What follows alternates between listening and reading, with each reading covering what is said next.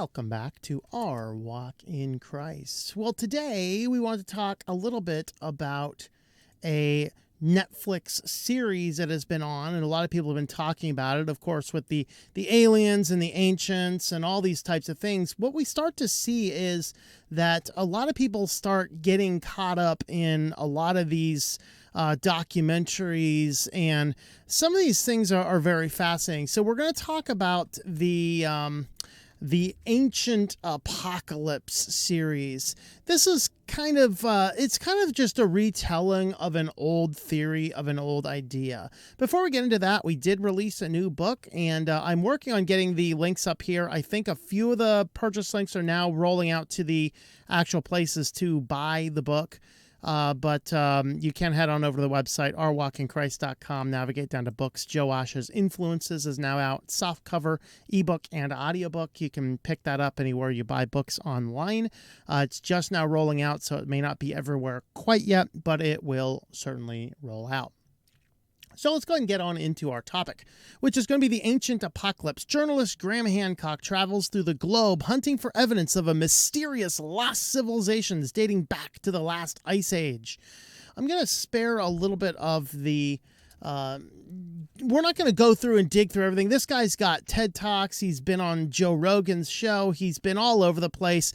You know, they're doing a really good job of building up this Ancient Apocalypse series. Let me go ahead and briefly summarize. So his idea, and why I say it's an old one, is I remember hearing this theory proposed, maybe not exactly the way he's saying it, but I heard this theory proposed back in mythology courses in college, and that was a long time ago. Basically, the idea says is this: if you look at Greek mythology, Roman mythology, ancient Taoism, basically you look at all of the ancient peoples, all that we have, everybody seems to have very similar evidences. And of the creation of some great apocalypse, almost always a flood, kind of like his, and a lot of other elements like this. And the problem with taking this and saying, "Whoa, what was the first one? Who had the first written language?" All these kinds of things. I'm going to spare you this. The Genesis account is the correct one. Why do we know this? Well, Deuteronomy tells us that Moses actually spoke with God face to face.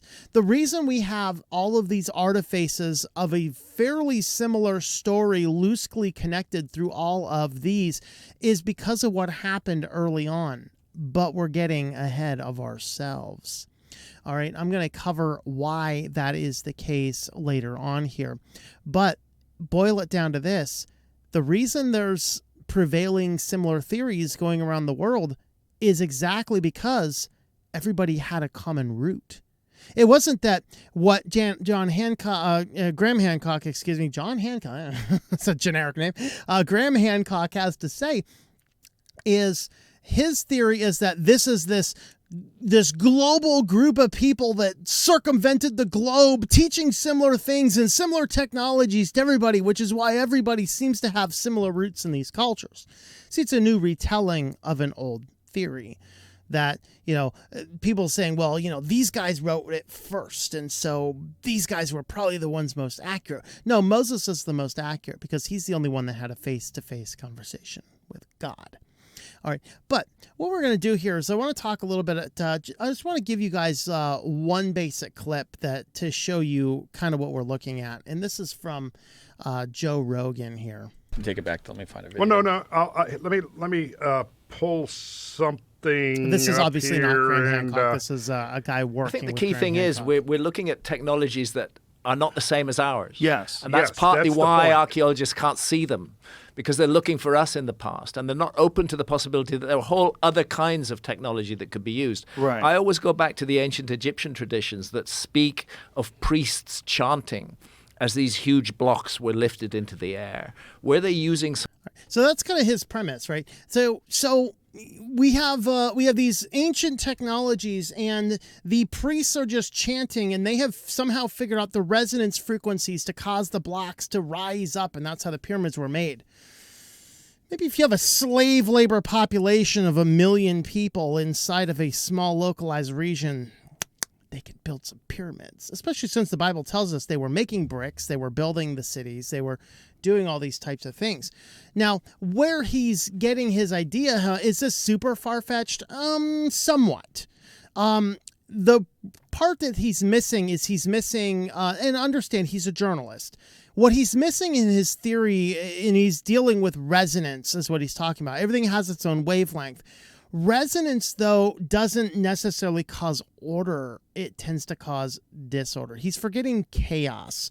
He's forgetting the second law of thermodynamics. He's forgetting that all things break down over time. The priests chanting in a certain resonance frequency might be able to cause some fascinating thing to occur, but it's not going to cause blocks to rise up in the air and float over and drop down in the pyramids. That is utterly ridiculous. It is utterly ridiculous. And that is exactly what he is proposing is going to happen, not only here, but in many other places as well.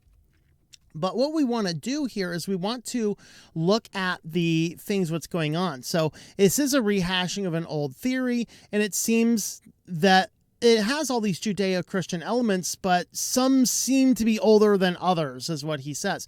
Now, I did see one other article of his where he supposes that this people going around the world is this peaceful people before our historical record. And of course, because they absolutely had to have lived in peace, that we can learn as a society to live in peace. And there's just a lot of weird contradictions in the things that he says that I watched. And to be fair, I did not watch the series itself. I don't really think I specifically need to. And if there's a place I could watch it that's not paying Netflix anything, I might go ahead and do that. But, Netflix is an organization that funds a lot of bad stuff, so I'm not really interested in giving them money. But this guy is prolific enough. I did watch several of his interviews. I did watch several of his ideas, his TED Talks and things like that to understand what he's talking about. But basically, he says there's an old civilization, but some apocalyptic event occurred that destroyed that civilization. He believes they were a completely peaceful civilization, so we can become peaceful ourselves.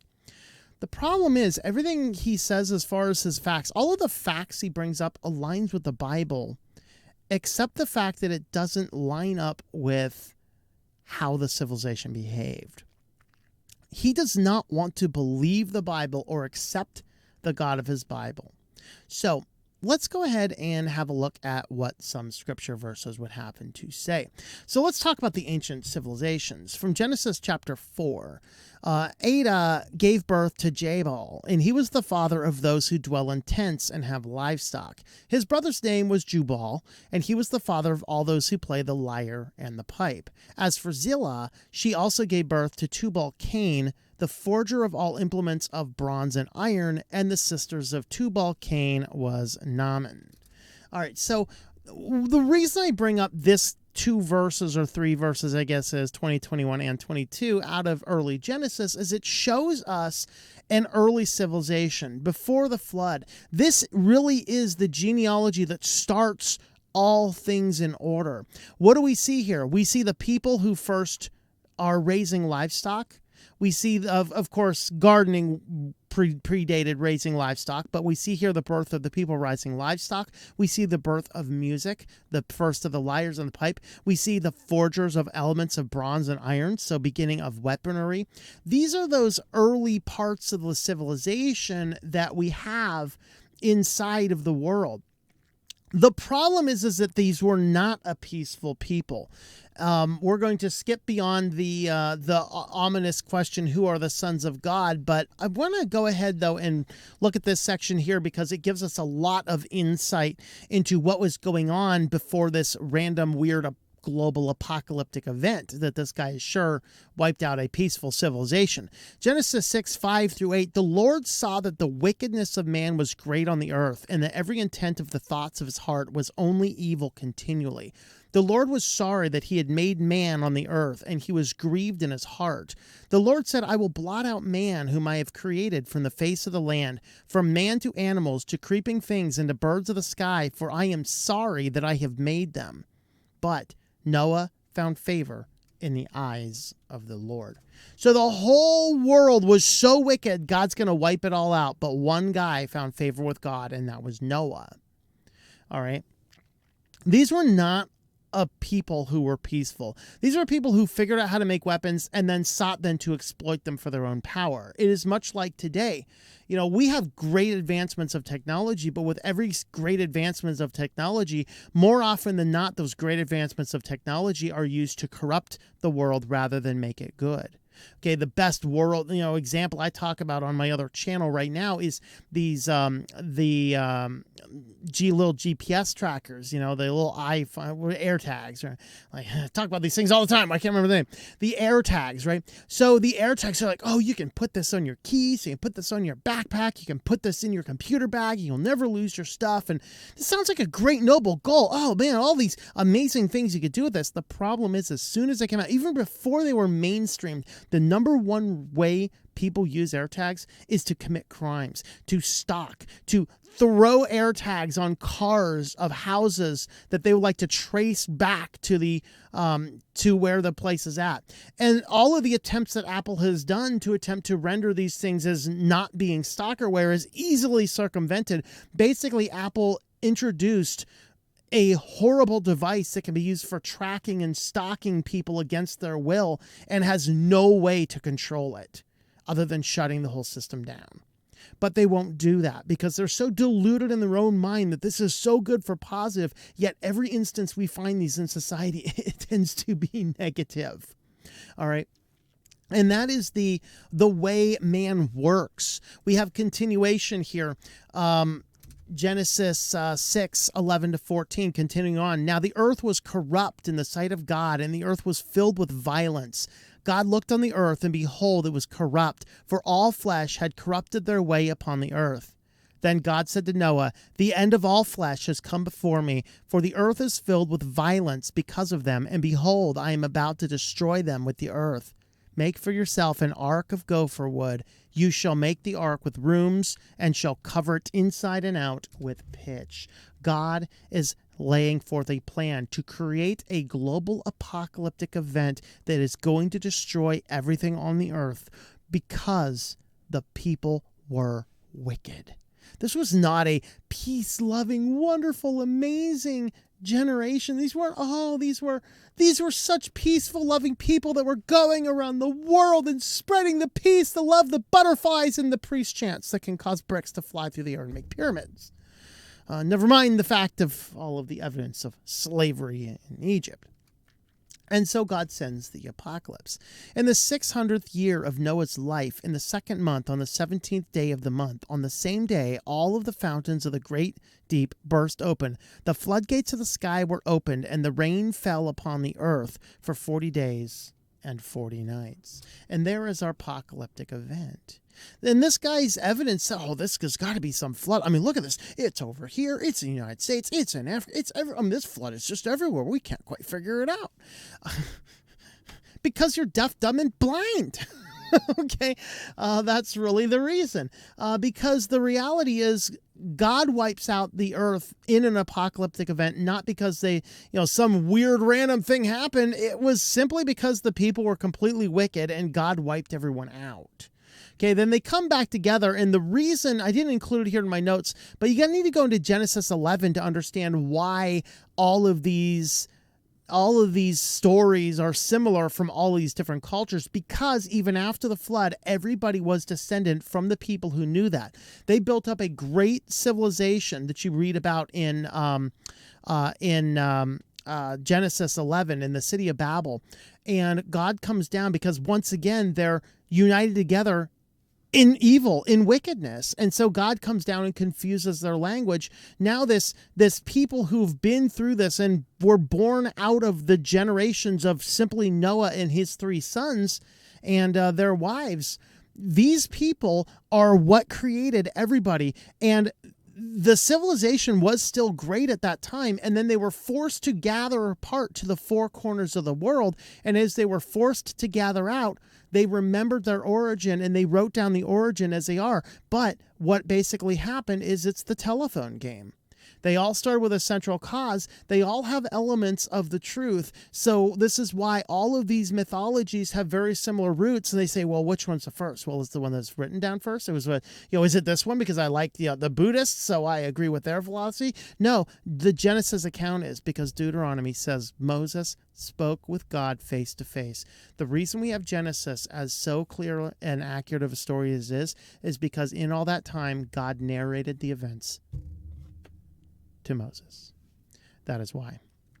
So in the apocalypse, we have a flood, we have a dispersion leading to microevolution. They remember the old ways, and Moses got it right because of his direct communication with God.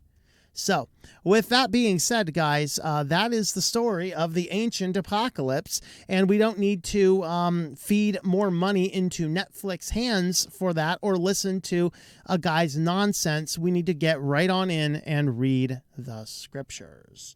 Well, you can have a look over at the website at ourwalkinchrist.com. You can help support the channel over there. You can sign up for the newsletter. I did send out some coupon codes for my bookstore as well. Good for until the end of the year. And with that, guys, thanks for watching, and we will see you next time.